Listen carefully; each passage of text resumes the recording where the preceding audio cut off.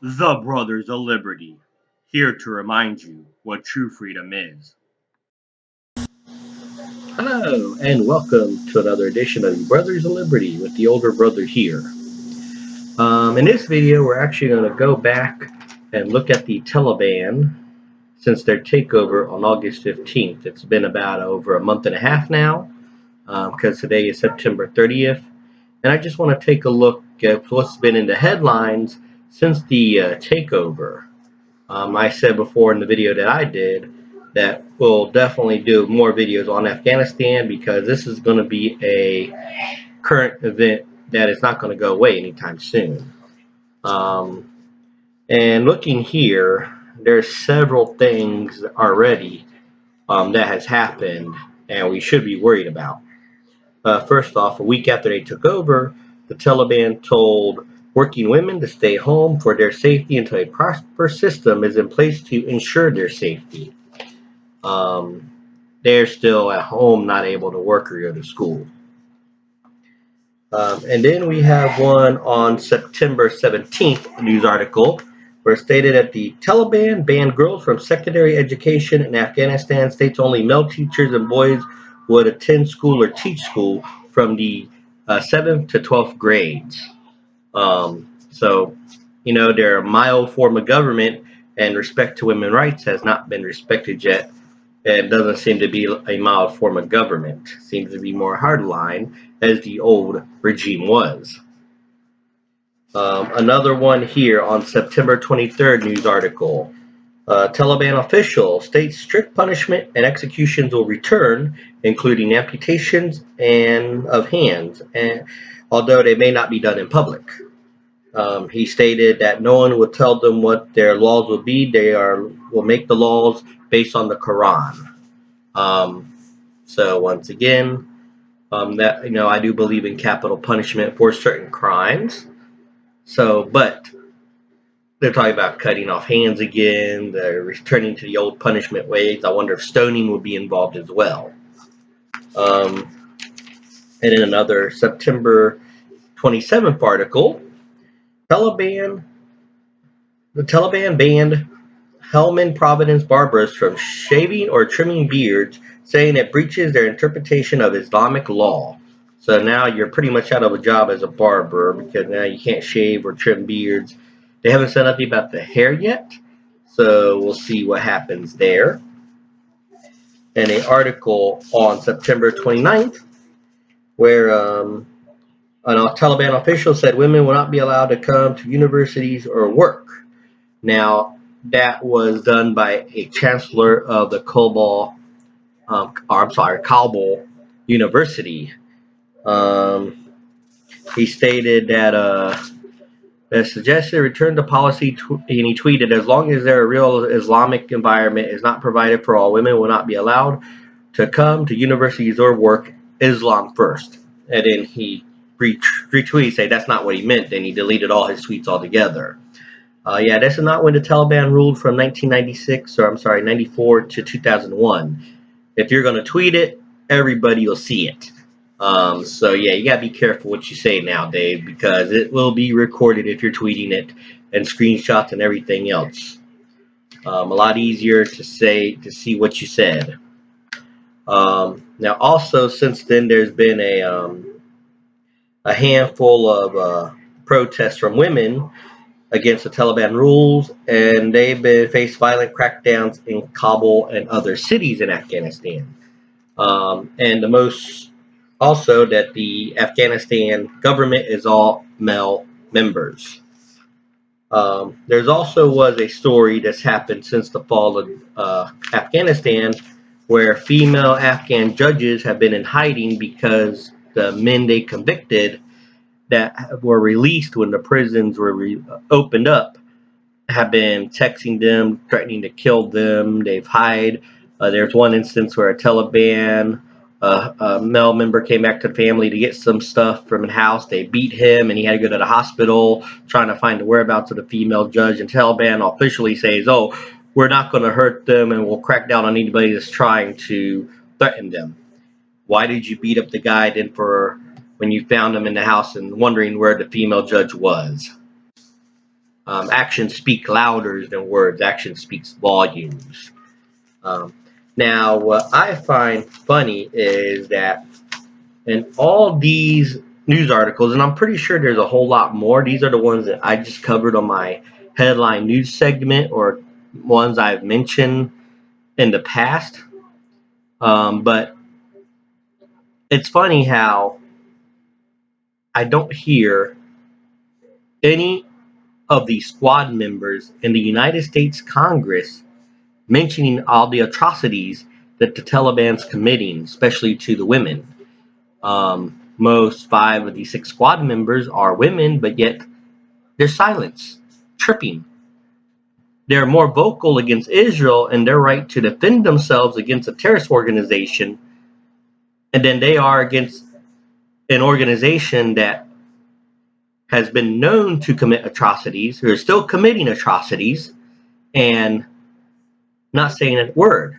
I've actually dug through several articles and everything else, and out of the 6 squad members, here's what I found what they have said about Afghanistan since August 15th. AOC says Biden's decision to leave Afghanistan was courageous. Couldn't find nothing about the women being affected. They all agree that we need to take in the refugees, but that's about it. They don't make no mention of what's happening or condemning the Taliban and their atrocities against the women. Ilhan Omar calls U.S. evacuation of Afghanistan surprising. Um, Again, nothing about the women being treated fairly over there. Oh, and I'm going to pronounce this name wrong. I do apologize. Ayanna Presley.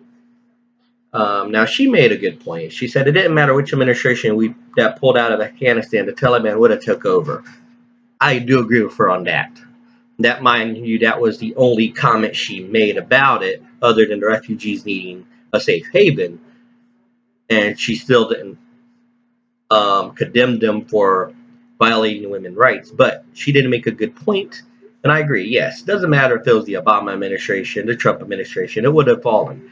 But how it was carried out could have been different. We could have made sure that all the Americans are evacuated before we pulled out the troops.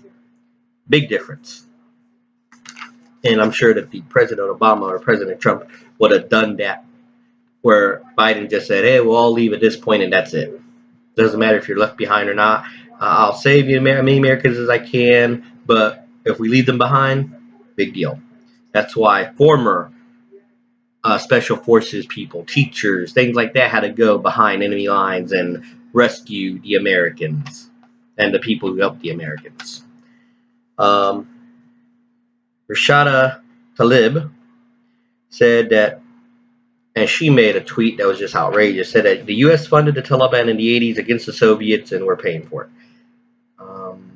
Don't remember Taliban existing in the 80s. There might have been some people who joined the Taliban afterwards, but countries do that too. And if you're going to call that out, then may I remind you that also in the 80s, we did support a certain Middle East dictator by the name of Saddam Hussein when he was fighting against Iran. So if you're going to talk about the people that the United States support, be sure to include everybody, not just a certain group, which can't even find any information on. And then, of course, Jamel, Bowman, and Corey Bush, which are the two newest members of the squad since 2020, they have not really said nothing other than about the evacuees and having a safe haven, but not condemning the Taliban and their practices against women or against human rights. But they do have a big mouth when it comes to Israel and human rights, saying that the Israel's a apartheid state. They shun human rights, but I don't see Israel, them beating women or telling women not to work. So who's more violation of human rights? I see Israel defending their sovereign territory as the United States would against an enemy attack. You want to say, oh, the Palestinians were there first, the Palestinians were there first. No, they were not there first. If you look through history, Israel was there first. And they've been fighting the Philistines for that land and stuff like that. And if you want to get technical, everybody needs to leave the United States because we weren't here first. The Native Americans was. So unless you're a full-blooded Native American, get on a boat and leave. Because that's pretty much what you're saying about Israel, even though they have a history of that land that far supersedes our history in the United States. Um, but the squad members are silent about the Taliban. And there'll be more atrocity to happen. Everybody sees it. The UN's mentioning it. Everybody's mentioning it. But no one's talking about it in the United States. At least not the squad members, not the ones who proclaim that they're all for women's rights and human rights and condemn Israel, but won't say one word about the Taliban. Those are what you call hypocrites. And they just want votes. Because their true belief has nothing to do with human rights. It's about staying in power and getting elected. And if you say, "Oh no, it's not," then prove me wrong. Come out and condemn the Taliban. I'm waiting for AOC and all the squad members to do that. And then I can say, "I'm sorry, you do worry about human rights." But you haven't. You probably won't. And you'll probably only do it under duress. So that's my view on what's happening in Afghanistan right now. Um, we definitely need to keep in prayers for the people in Afghanistan. It's not getting any better; it's getting worse. And everybody knew this was going to happen. Um, so it's not a big surprise.